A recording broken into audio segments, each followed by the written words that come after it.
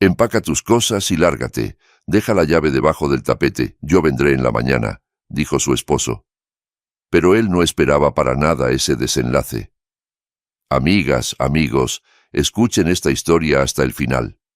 La protagonista no es quien parece. Su silencio no es debilidad, es estrategia. Y el final les va a sorprender. Pero antes de comenzar, hagamos una pequeña ronda. Escriban desde donde nos escuchan. Nos encantará leerlos. Disfruten de esta historia. Hasta los 42 años, Rita arrastró su vida como si llevara a un soldado herido sobre los hombros. Su camino no estaba lleno de flores, sino de restos de sueños rotos. Al salir del colegio, pensó que todo apenas comenzaba, pero la vida rápidamente le dejó claro otra cosa.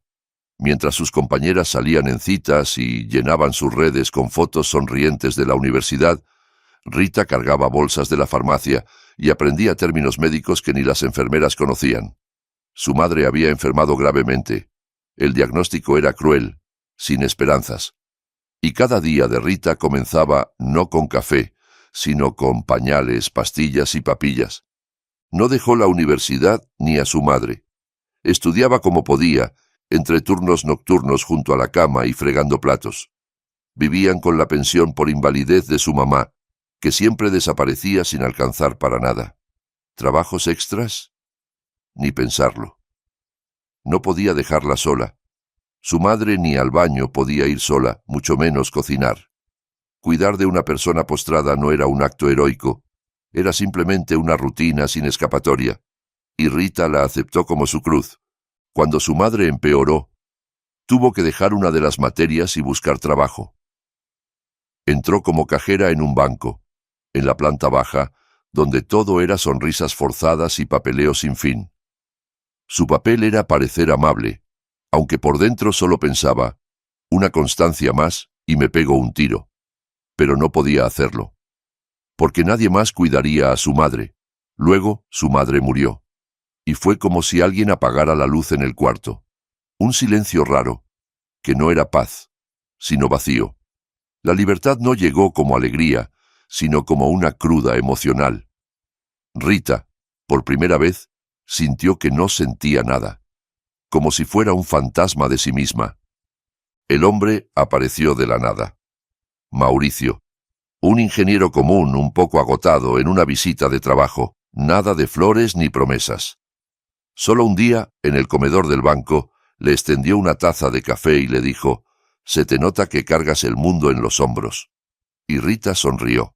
No por protocolo, de verdad. Empezaron poco a poco, luego con más confianza. Caminaban, hablaban hasta tarde, discutían libros que nadie más leía. Él fue su primer hombre de verdad. No un adolescente, no un salvador, no un príncipe, solo alguien con quien no tenía que ser fuerte todo el tiempo. Pero las cosas, como siempre, no fueron según el guión. Decidir quién se mudaba con quién fue complicado. Mauricio vivía en otra ciudad, tenía una buena chamba, futuro asegurado. Rita, con un depa alquilado y raíces que no la dejaban moverse, parecía lista para dejarlo todo con tal de estar con él, pero justo cuando decidió dar el paso, a él lo despidieron. La vida jugó su carta sorpresa. Se mudó con ella, buscando comenzar desde cero en su ciudad. Y así, todo se fue enredando. Compras, arreglos, renta, discusiones sobre dónde poner el closet. Se casaron. Las amigas de Rita la miraban con envidia. ¡Qué suerte, buen mozo! Y hasta se fueron a un depa de 3 cuartos. Nadie sabía que por las noches ella se sentaba en el baño preguntándose si había vuelto a equivocarse. Rita quería estabilidad, un hogar, pero lo que consiguió fue un hombre con aires de dueño, un departamento comprado con el dinero de los papás de él y una constante sensación de no ser dueña ni de su espacio. Su antiguo depa, el que había alquilado, decidieron rentarlo, que produjera algo, y ellos empezaron su vida real. La luna de miel duró poco. Llegó esa rutina que todos romantizan antes del matrimonio. Rita, agotada pero agradecida, trataba de mantener vivo el amor, hasta que entendió que la llama nunca encendió. Al principio todo parecía de película. Rita, por fin respirando, empezó a creer en el felices para siempre. Con Mauricio elegían papel tapiz, discutían sobre cortinas, cargaban muebles de tiendas enormes donde las filas daban la vuelta el fin de semana, se peleaban, se reconciliaban, reían, soñaban. Cuando vio las 2 rayitas en el test de embarazo, no sintió miedo, sino alegría. Una luz suave, tibia, infantil. Acariciaba su vientre, todavía plano, y pensaba que ahora la casa tenía sentido. Mauricio también se alegró, o al menos lo fingió bien. La abrazaba más, pedía en línea zapatitos diminutos, inventaba nombres. Todo iba como en una serie exitosa, hasta que empezó el drama real. La gestación fue complicada. Náuseas, presión alta, una ansiedad inexplicable. Rita cada vez necesitaba más silencio. Quería sentarse sola en la cocina, sin preguntas, sin manos ajenas, sin palabras. Mauricio lo atribuía a las hormonas y trataba de entenderla, aunque en el fondo empezaba a irritarse. Su rostro cada día reflejaba esa fatiga que nunca decía en voz alta. Con el nacimiento de la niña llegó una felicidad ruidosa, llorona, demandante. Aquella criaturita volteó la vida de cabeza. Y con esa dicha vinieron noches sin dormir, chupones perdidos bajo el sofá, desayunos sin hablar y el primer frío en sus voces. Rita se hundía en la rutina, pañales, lavadora, siestas interrumpidas. Ya ni se miraba al espejo. Sabía que allí no estaba ella. Solo quedaba cansancio. Funcionalidad. Mauricio encontró trabajo con buen sueldo, pero casi no aparecía en casa. Decía que era por ellos, por su futuro. Pero en la cabeza de Rita sonaba cada vez más fuerte una pregunta. ¿Para quién estás construyendo todo esto si ya no estás con nosotros? Su antiguo depa no ayudaba. Los inquilinos iban y venían como si fuera hotel barato. Unos se iban sin pagar la luz, otros dejaban cucarachas. Una vez tuvieron que llamar a un técnico porque el perro de unos arrendatarios se comió parte del sillón. Rita, con el bebé en brazos, corría a resolver todo. Al final se rindió. Vendió el departamento. Parte del dinero se usó para arreglar la casa actual. Un cambio, parecía. Pero para Rita fue una despedida silenciosa del último rincón que era solo suyo. Ahora todo era de ambos, pero se sentía de él. Cuando la niña entró al kinder y Rita volvió a trabajar, sintió que volvía a respirar. Consiguió empleo en una fábrica como supervisora de calidad. Nada glamoroso, pero sin estrés. Compañeros tranquilos, sin jueguitos de oficina. Sueldo justo, y las tardes en la cocina eran de té y melancolía, no de ansiedad. Mauricio se volvió cada vez más distante. Decía que trabajaba hasta los fines. Solo por un tiempo, decía. Pero ese tiempo se convirtió en años. Vivían en habitaciones distintas, en vidas paralelas. A veces cruzaban en el pasillo, comentaban sobre el clima o la niña, y se separaban sin tocarse. Si alguna vez hubo amor, se evaporó entre horarios cruzados, reproches no dichos y silencios eternos. Rita no se quejaba, solo hablaba menos. Las charlas se fueron trasladando al grupo de WhatsApp con sus amigas, esas que ahora la miraban con una mezcla de lástima y resignación. Una noche, después del tercer vaso de vino blanco, una de ellas murmuró: «Tu esposo es buen tipo, pero no te ama». Esa noche, Rita se quedó en el balcón, respirando el frío, escuchando el murmullo de la ciudad. No lloró, no gritó, solo sintió una certeza. La verdad había sido borrada hace rato de esa relación. Cuando su hija creció, llegó la compu, la escuela, las clases extracurriculares.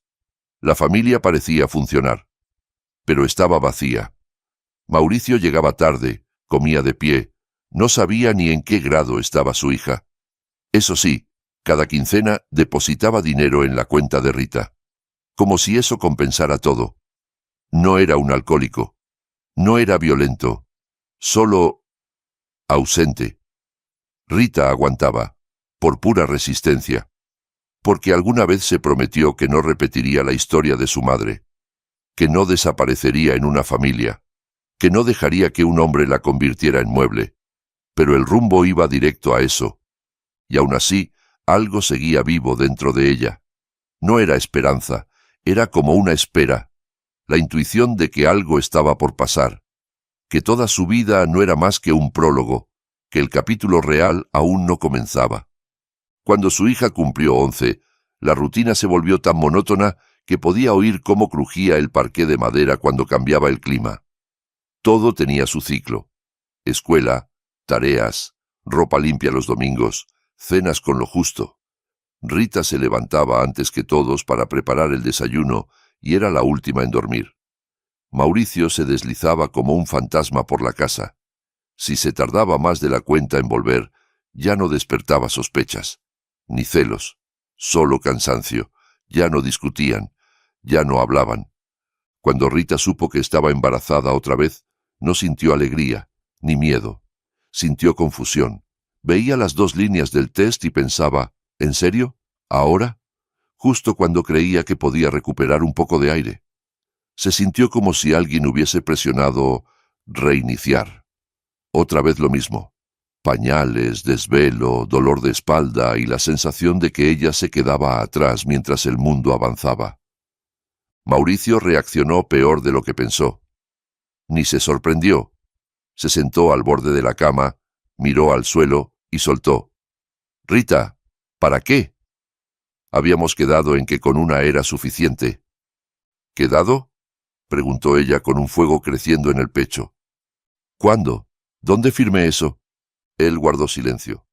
Luego, sin mirarla, dijo: «Podríamos pensarlo. Aún se puede». No era una sugerencia, era casi una orden. Y en ese momento Rita lo entendió. El hombre con quien compartía cama, casa e hijos ya no sentía nada, solo fastidio.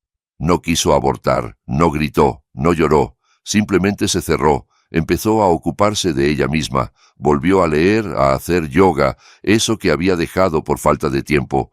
El embarazo fue más llevadero, no porque fuera más fácil físicamente, sino porque ya no esperaba ayuda.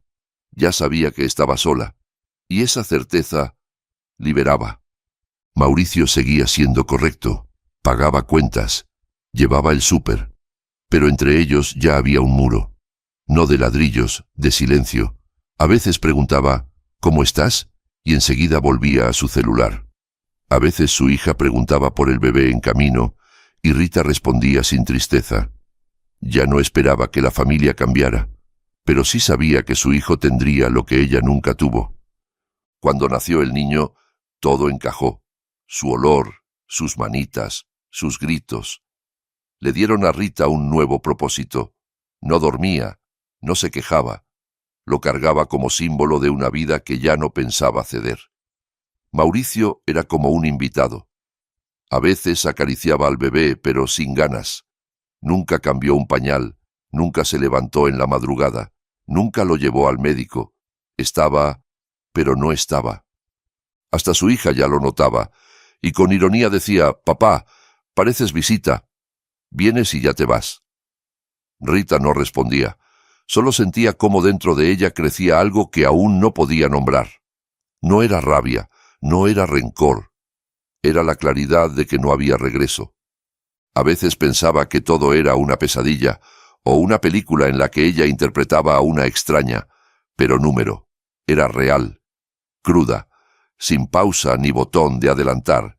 Y en esos ratos de noche, cuando los niños dormían, ella se sentaba en la ventana con una taza de té. Recordaba cómo, de joven, soñaba con el amor, con ser madre, con tener un hogar cálido, y se decía: «No me equivoqué de sueño, me equivoqué de hombre». Entonces comenzó a ahorrar. Poco a poco. Abrió una segunda cuenta bancaria. Compró una pequeña caja fuerte y la escondió entre cajas de juguetes viejos. No pensaba en huir. Pensaba en seguridad. Notaba cómo Mauricio llegaba cada vez más tarde. Cómo olía a perfume ajeno. A veces, a alcohol. No preguntaba. No por desinterés. Porque ya lo sabía todo. Las amigas seguían tratando de abrirle los ojos. Decían que merecía más, que él no era su pareja. Pero Rita ya no necesitaba consejos. Escuchaba, asentía, pero todo lo decidía sola. No planeaba un escándalo, ni venganzas. Solo se preparaba. Era de las mujeres que saben esperar. Y en la espera se hizo más fuerte que nunca. Callada, atenta, registrando todo. ¿Qué documentos firmaba Mauricio? ¿Cómo hablaba por teléfono? ¿Qué páginas web visitaba? No por celos, por estrategia. En su cabeza ya se tejía un plan. Frágil, pero firme. No sabía cuándo pasaría, pero estaba segura. Su momento llegaría. Y aprendió a vivir con dos mundos. Uno donde cocinaba y cargaba a su hijo. Otro, donde contaba cada jugada. Ya no sentía, calculaba. Mauricio seguía en modo automático. Llegaba tarde, traía el súper, se olvidaba de cumpleaños y juntas escolares. Era cuerpo presente, alma ausente. Empezó a esconder su celular. Lo ponía en modo silencio. Cambió la clave. Una vez, lo olvidó en el sillón. Rita escuchó cuando llegó un mensaje. ¿Vienes hoy? No leyó más. No porque le doliera, porque ya no importaba. Para ella, Mauricio había muerto el día que le sugirió no tener al bebé. Todo lo demás fue preparación. Y la preparación fue precisa, sin llanto, sin gritos. Guardó emociones en una caja, cerró con llave y escondió la llave en su alma. Cada día era como una partida de ajedrez, y ella, callada, era la maestra. Su hija mayor se fue a estudiar a otra ciudad. Aunque durante la adolescencia las cosas entre ellas fueron tensas, Rita ahora evitaba dar sermones, no la controlaba. Solo preguntaba con dulzura, ¿ya comiste? ¿Cómo va la universidad? Y escuchaba con una calidez contenida los «sí, mamá» que llegaban del otro lado. La hija crecía, la hija veía, y no la juzgaba.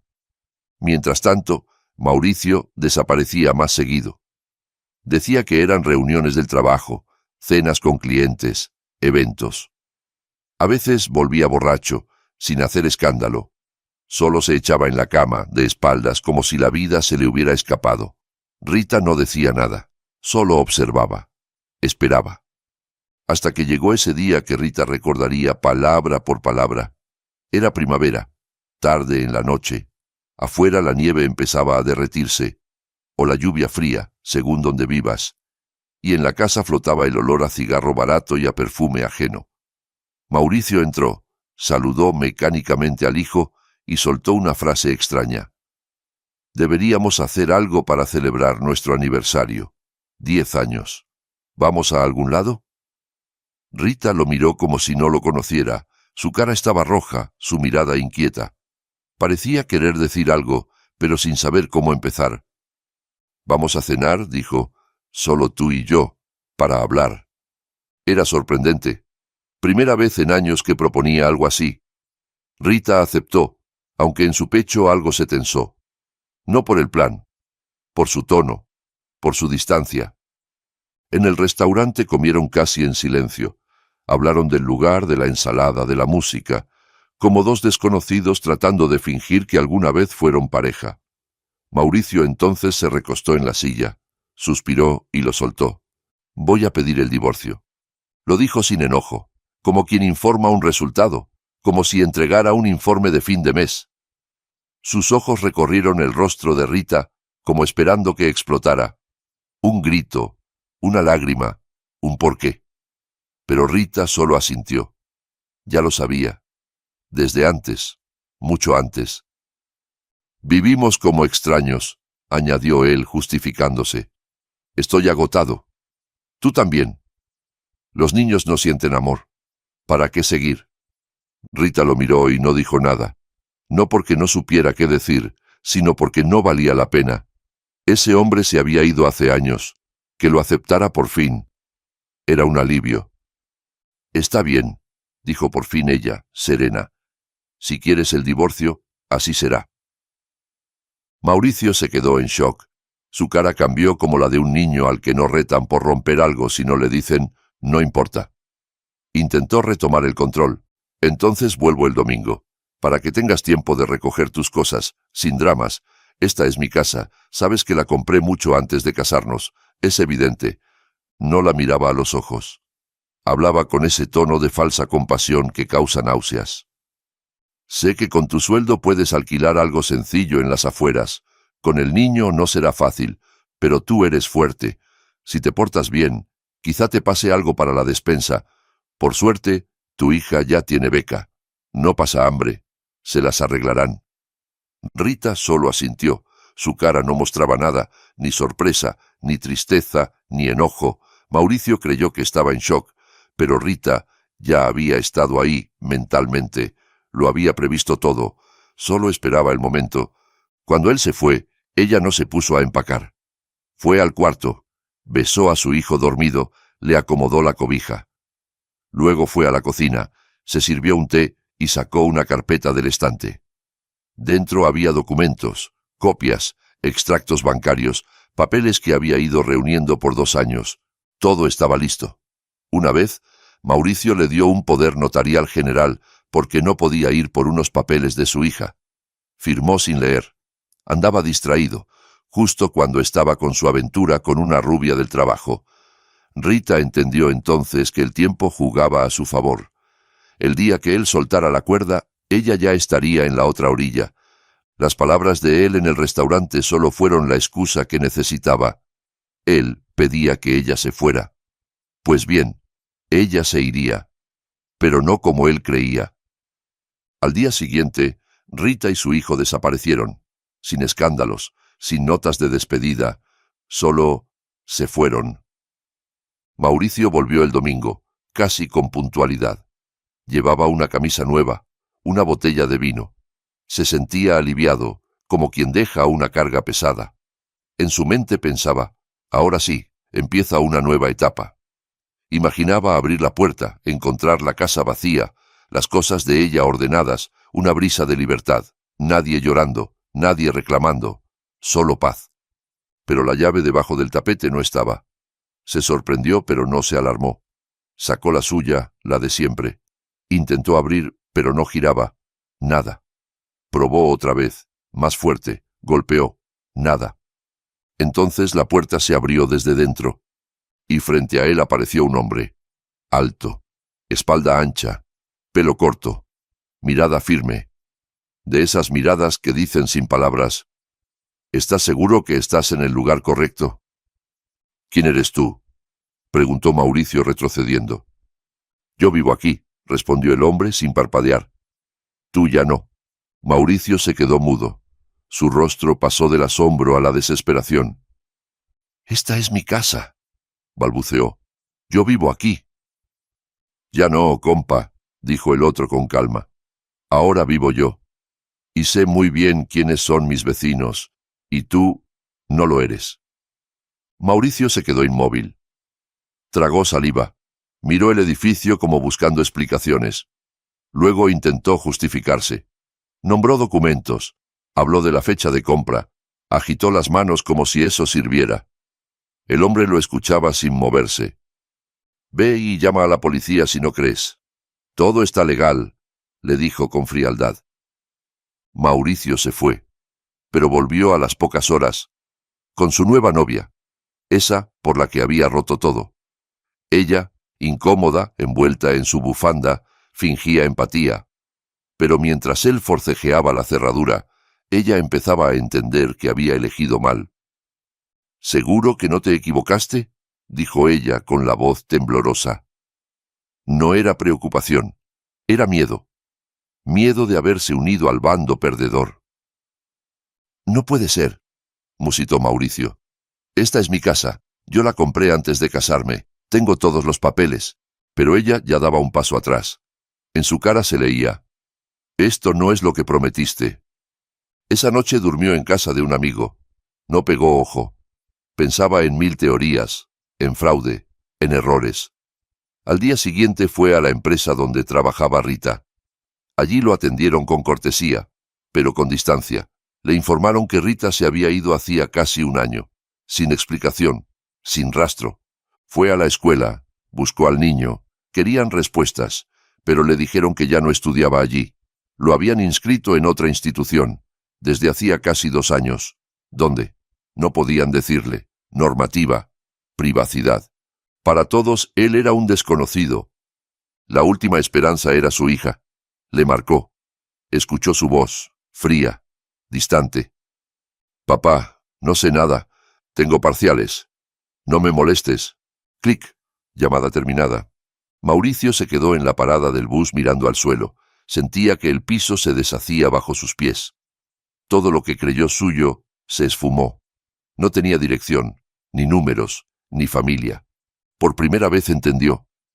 Rita no se fue. Desapareció. De verdad. Empezó a recordar, a atar cabos. Aquella vez que firmó la carta Poder sin leer. Cuando decía estar cansado, cuando ella le pedía ayuda para trámites y él, sin mirarla, firmaba. Todo lo firmaba, todo lo permitía. No se dio cuenta de que, en ese momento, le entregaba las llaves de su vida. Fue con un abogado. Le explicaron que si un inmueble cambia de propietario mediante una carta poder válida y el trámite está en regla, la venta es legal. Podía intentar demandar, sí, pero ya era tarde. Todo había sido planificado, con tiempo, con precisión, con sangre fría. Mauricio no entendía en qué momento todo se derrumbó, en qué instante ella dejó de ser la mujer que esperaba atención y se convirtió en la mujer que sabía ejecutar, no con palabras, no con gritos, con acciones. Al tercer día volvió al edificio, solo para mirar, para tratar de ver algo. Se quedó parado frente a las ventanas y recordó. Alguna vez, mucho tiempo atrás, cuando apenas empezaban a convivir, Rita le dijo: «Nunca lastimes a una mujer que te lo ha dado todo, porque no te va a gritar, no te va a rogar, solo va a desaparecer, y cuando te des cuenta, será demasiado tarde». Él se rió en ese entonces. Ahora solo estaba allí, de pie, frente a una puerta que ya no se abría para él, frente a un hogar que ya no era suyo. El silencio no era ausencia de ruido, era una campana que resonaba por dentro. Se fue al parque, se sentó en una banca, marcó de nuevo a su hija. No contestó, le llamó a su amante, lo había bloqueado. Incluso ella. Esa noche sintió el invierno dentro de sí, frío, denso, sin consuelo. Ya no sabía dónde estaba su familia, y sabía que buscarla era inútil, porque ahora él era el que había quedado atrás, y solo quedaba esa lección brutal. No perdió a una esposa, perdió a quien, en silencio, era su sostén, su hogar, su raíz, y la dio por sentada. ¿La moraleja? Muy simple. No lastimes a una mujer que calla, porque si aún te habla, aún hay algo que salvar. Pero si ya no dice nada, entonces ya empezó a caminar. Y ese paso será el último, silencioso, pero inolvidable. Amigos, si esta historia les conmovió, no olviden suscribirse al canal, dejar su like y contarnos qué les pareció. Activen la campanita para no perderse los próximos relatos. Hasta pronto y gracias por escuchar.